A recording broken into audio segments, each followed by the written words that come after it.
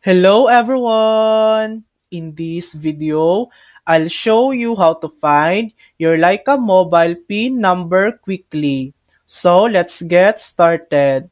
First, check your SIM card packaging. Your PIN and PUK codes are usually printed there, either on the back or under the scratch panel.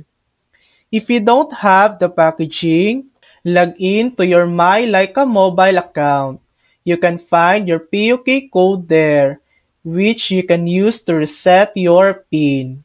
Still can't find it? Just call 3332 from your Leica mobile phone or 9473-3332 or 2154-7171 from any phone.